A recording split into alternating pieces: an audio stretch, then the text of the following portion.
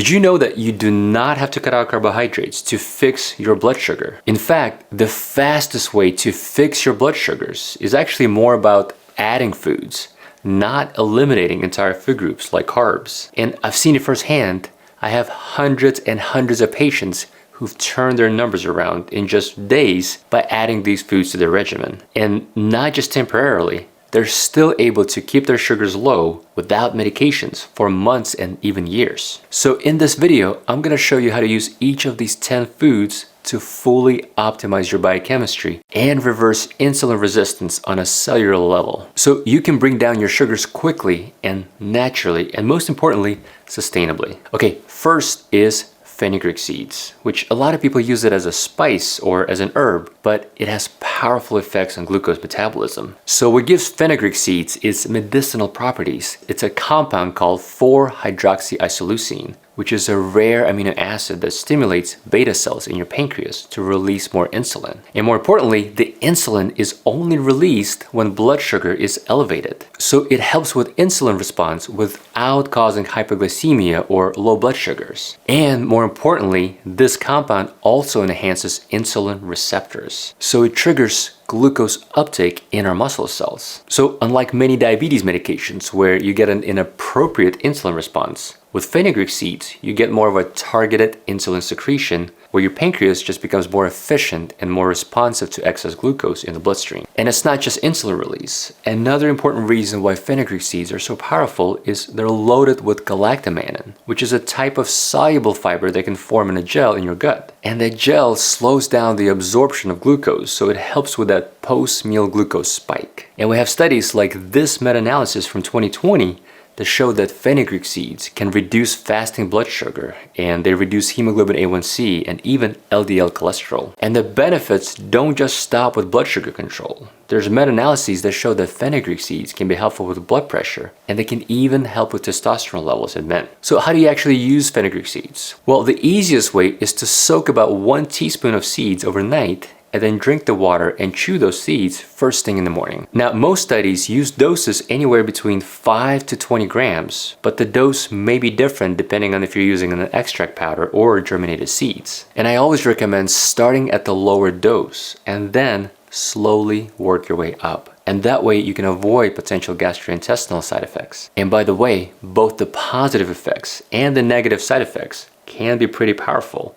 So I would definitely discuss it with your doctor before adding this to your regimen, especially if you're taking diabetes medications, as that combo can drop your blood sugar to unsafe levels. And I would also try to avoid it in pregnancy. And even though some recommend fenugreek seeds to help stimulate breast milk production, we actually do not have any good safety data to determine whether any of those fenugreek compounds can be passed on to the baby in the milk. So I would recommend against using it in breastfeeding as well. Oh, and this is important. There may also be some cross-reactivity with peanuts and soybeans. So I would be careful if you have any of those allergies. Next, we need to talk about cinnamon, which is nature's blood sugar modulator. And some even describe cinnamon as your natural insulin sensitizer. And here's why it's so important. When you eat, your body breaks down food into glucose. And insulin is that hormone that helps shuttle that glucose from your blood into your cells. But when you develop insulin resistance, like in diabetes or prediabetes, well, this is where your cells basically stop responding to insulin. So your blood sugar stays high and you start this destructive cascade of inflammation and oxidative stress and damage to your blood vessels. So this is where cinnamon can help, and it can help at many different levels. Most importantly, cinnamon works because of an active compound called cinnamaldehyde, which activates a special cellular pathway called IRS1-PI3K, which is the pathway that your cells use to respond to insulin. So a good analogy for this is if your insulin receptors are locks and your insulin is the key to that lock, in a state of insulin resistance, like in diabetes or prediabetes, these locks are rusty and they don't work that well. But cinnamaldehyde is what helps polish and oil those logs so they can work better and they can unlock the gates to let in more glucose into the muscle cells. But that's not all. Cinnamon also slows down gastric emptying, which gives your pancreas more time to release insulin, and this allows your tissues more time to respond. And that's because cinnamon also inhibits enzymes like alpha amylase, which is responsible for breaking down complex carbohydrates into simple sugars. So basically, you slow down the release of the glucose into the bloodstream while simultaneously helping shuttle more glucose out of the bloodstream and into the muscle cells. And there's a recent meta-analysis published in 2024 that looked at 24 randomized control trials, and it showed that cinnamon supplementation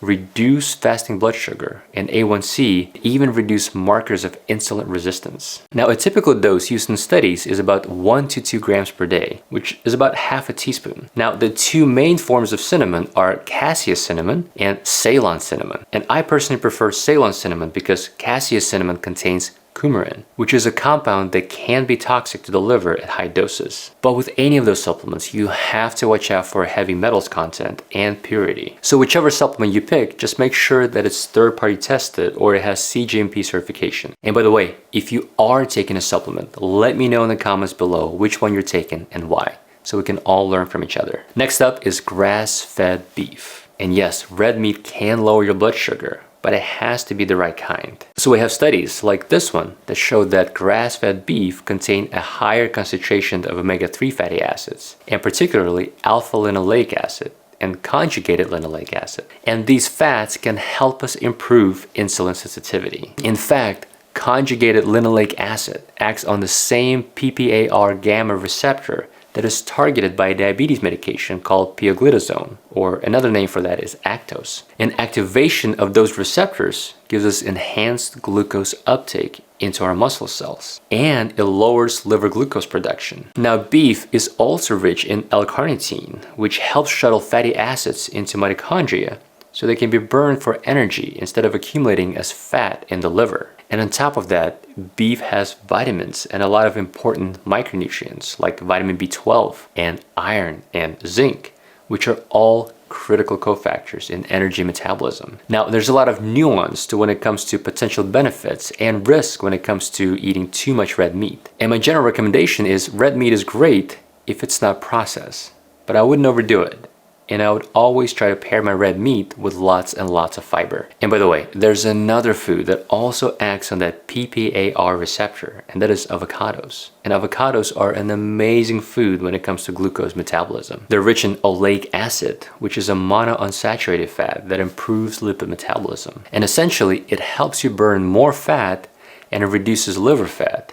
And both of those are key contributors to insulin resistance. And avocados are also rich in potassium, which is absolutely essential in maintaining proper cell membrane function, and it helps with insulin release. And on top of that, avocados also help with satiety and feeling full. And we have studies like this one that show that adding just half of an avocado to a meal can improve satiety up to 3 to 5 hours afterwards. Now, another powerful food that we have to talk about is broccoli sprouts. And it's a tiny plant, or actually it's just the baby version of regular broccoli. But broccoli sprouts have the ability to completely reprogram your metabolism. And that is because they're rich in sulforaphane, which is an antioxidant that can actually change how your body handles glucose on a cellular level. So the way it works is sulforaphane activates NRF2, which is a transcription factor that acts like your body's internal thermostat for inflammation and oxidative stress. And when this NRF2 transcription factor is switched on, it turns on a whole network of genes that can protect your mitochondria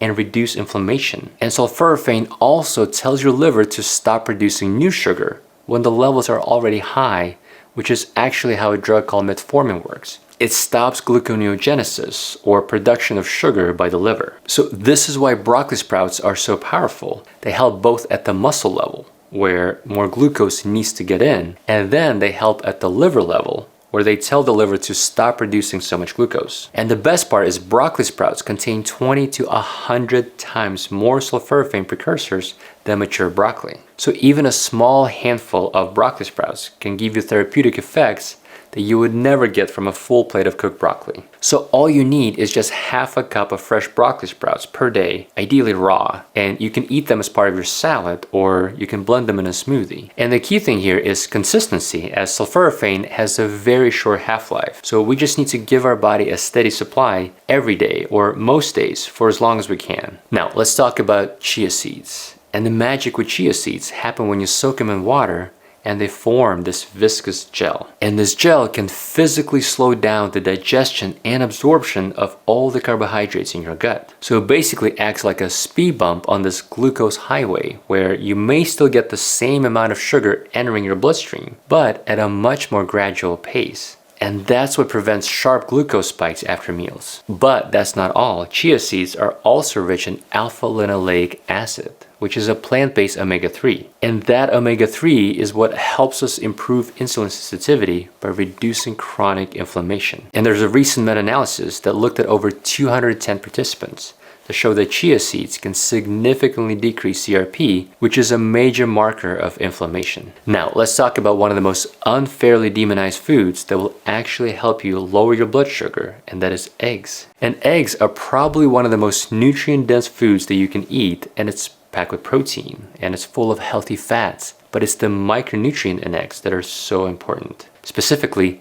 choline and leucine. And choline helps us move fat out of the liver, which helps restore normal insulin sensitivity. And leucine, which is just an amino acid, is what helps our bodies build lean muscle. And the more muscle mass you have, the better you're able to clear out excess glucose out of your bloodstream. Now, another staple that you need to add to your routine to drop your blood sugars would be fatty fish. So it would be fish like salmon and mackerel and sardines. And fatty fish is one of the best sources of omega-3 fatty acids, especially EPA and DHA. And these omega-3s are biologically active compounds that can actually change how your cells behave. And what they do is they reduce chronic and background inflammation, which is a major driver of insulin resistance. So the less inflammation you have, the better your cells get at responding to insulin, and they get better at clearing out excess glucose. And we have studies like this randomized control trial that show that high intake of fatty fish of at least 750 grams per week for 8 weeks significantly improve postprandial or after meal glucose regulation. Okay, let's talk about walnuts, which actually have some of the most fascinating effects on blood sugar regulation out of all of these foods. So first, walnuts increase a very special hormone in your body called adiponectin, which is absolutely essential in glucose control. And there's a randomized control trial that showed that just 16 weeks of daily walnut consumption improved adiponectin levels, and it improved fasting glucose. And walnuts are also rich in magnesium, which is incredibly important to maintain that insulin receptor activity on a cellular level. And on top of that, walnuts are a great source of omega-3 fats, especially alpha-linoleic acid, which helps stabilize that cellular membrane around those insulin receptors. So they work more efficiently at responding to insulin, and they do a better job at disposing excess glucose. Okay, this is one of my favorite foods to help lower your blood sugar, and that is chickpeas. And like many other foods on this list, chickpeas improve your blood glucose control by several different mechanisms. So on a biochemical level, chickpeas are rich in something called amylose, which is a type of resistant starch. So this is in contrast with rapidly digestible starches, like what you find in white bread or pasta. And amylose is digested very slowly, so it helps blunt that glucose spike. And chickpeas also contain fermentable fiber, which your gut bacteria can actually convert into short-chain fatty acids like butyrate. And butyrate is extremely important because it strengthens that gut barrier and reduces inflammation